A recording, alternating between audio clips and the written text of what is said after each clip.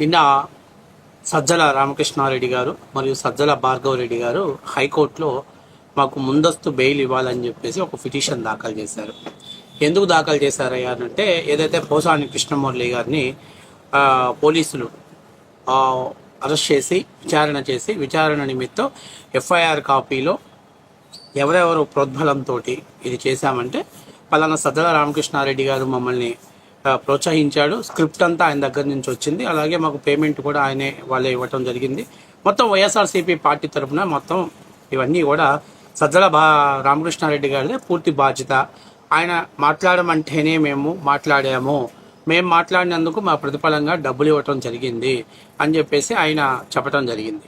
చెప్తూ దానిలో ఇంకొక మాట కూడా చెప్పాడు. మేము మాట్లాడినటువంటి వీడియోలు అప్పటి social media YSRCP social media కన్వీనర్గా ఉన్నటువంటి సజ్జల భార్గవరెడ్డికి వీడియోస్ని పంపించేవాళ్ళు. వాళ్ళు ఆ వీడియోస్ని వాళ్ళ యొక్క సోషల్ మీడియా మాధ్యమాల ద్వారా ఆ వీడియోస్ని వైరల్ చేసేవాళ్ళు అని చెప్పి చెప్పడం జరిగింది. అంటే ఉద్దేశపూర్వకంగానే కొంతమంది వ్యక్తులని టార్గెట్ చేసి వాళ్ళు రాజకీయంగా ఎదుగుతున్నారని వాళ్ళని అనగదొక్కటం కోసం వాళ్ళ మీద ఇటువంటి పోసాని కృష్ణమురళి ఇలాంటి వాళ్ళని ప్రయోగించారు.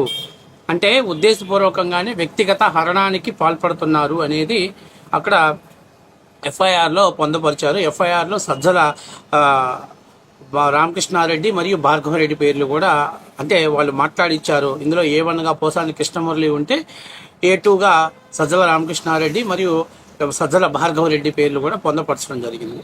సో ఇప్పుడు ఎనీ టైం వీళ్ళిద్దరిని అరెస్ట్ చేస్తారనే ఉద్దేశంతో వీళ్ళు హైకోర్టులో కేవలం మేము మాట్లాడిచ్చామనేటువంటి, అంటే అరెస్ట్ అయినటువంటి వ్యక్తి ఇచ్చినటువంటి వాన్మూలమే తప్ప మేము ఎక్కడా కూడా ఆయనతో మాట్లాడిచ్చినట్టు కానీ, లేకపోతే ఎటువంటి అంటే మన ద్వారా లబ్ధి పొందినట్టు కానీ ఎటువంటి ఆధారాలు లేవు.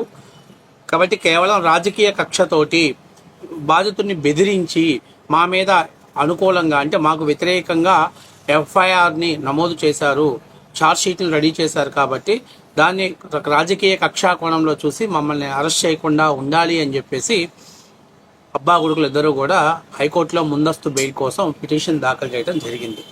సరే, అది చట్ట పరిధిలో ఏం చేస్తుంది పక్కన పెట్టేస్తే, ఇప్పుడు నేను అడుగుతుంది సజ్జల రామకృష్ణారెడ్డికి మరియు సజ్జల భార్గవరెడ్డికి నిజంగానే పోసాని కృష్ణమురళి అరెస్ట్ అయిన దగ్గర నుంచి కానీ చూసుకుంటే జగన్మోహన్ రెడ్డి గారు ఇన్వాల్వ్ అవ్వటం ఫస్ట్ టైం నాకు తెలిసినంత వరకు. వాళ్ళ ఎవరైతే గతంలో ఎప్పుడూ లేనటువంటి ఒక కొత్త సంస్కృతి, ఆ బాధితులకు ఫోన్ చేసి మాట్లాడిన తర్వాత ఆ బాధితుల దగ్గరికి లాయర్ని పంపిస్తున్నానని చెప్పి పొన్నవాళ్ళని పంపించడం, అతని తరపున వాదించడం, అతను జైల్లోకి వెళ్ళడం, ఇన్ని జరిగిన విషయాలు పక్కన పెట్టేస్తే, ఇక్కడ అత్యంత ముఖ్యమైన విషయం నేను మొన్నే చెప్పాను.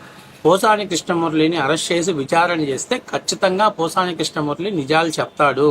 ఆల్రెడీ ఇదే విషయం మీద వైసీపీ ఆఫీస్లో గొడవలు జరిగాయి కాబట్టి నాకు ఈ రాజకీయాలు వద్దు, స్వస్తి చెప్పి వెళ్ళిపోతున్నానని చెప్పేసి అప్పటికప్పటికి సాక్షి ఆఫీస్ లైవ్ డెబిట్లో ఆయన డెసిషన్ తీసుకున్నారు.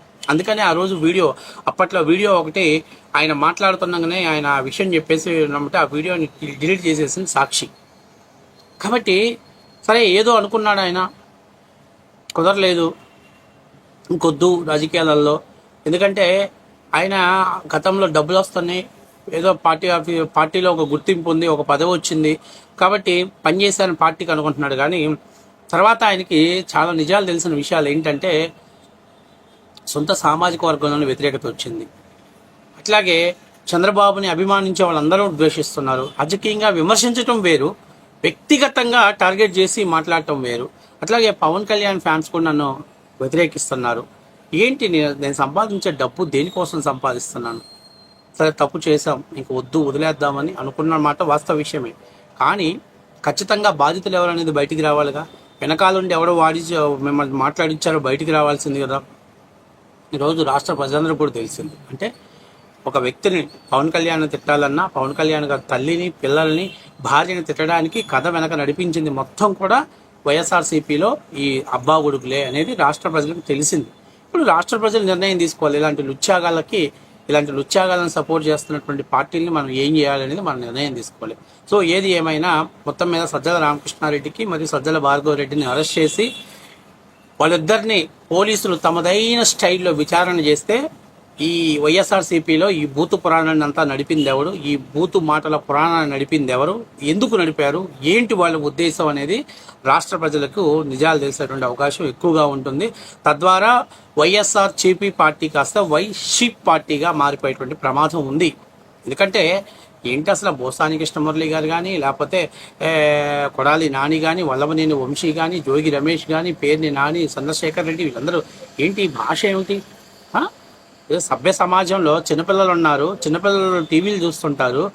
అనిల్ కుమార్ యాదవ్ ఏంటి మీరంతా మాట్లాడేటువంటి మాటలు పెద్ద సినిమా హీరోలు అనుకుంటున్నారా?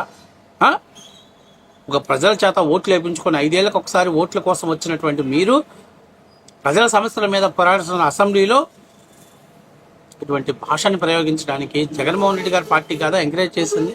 కాబట్టి ఇవన్నీ కూడా బయటకు వచ్చేటువంటి అవకాశం ఎక్కువగా ఉంటుంది. అంతేకాకుండా గీతాంజలి మరణం మీకు తెలిసి ఎన్నికల ముందు అది కూడా బయటికి రాబోతుంది. దాన్ని ఎవడు ఏంటి, కర్త ఎవడు, కర్మ ఎవడు, ఇవన్నీ కూడా బయటకు వస్తాయి. ఎందుకంటే నేను ఒక చిన్న విషయం చెప్తున్నా, వైఎస్ఆర్సీపీ పార్టీలో అందరూ అవసరానికి, ఆడదైతే దాని అవసరం ఏముందో దాన్ని వాడుకోవటం, మగవాళ్ళని ఎంతవరకు వాడుకోవాలి అంటే ఒక మాటలో చెప్పాలంటే వ్యభిచారులుగా మార్చడంలో వైఎస్ఆర్సీపీ పార్టీ ఒక సిద్ధహస్తుల్ని తయారు చేసింది.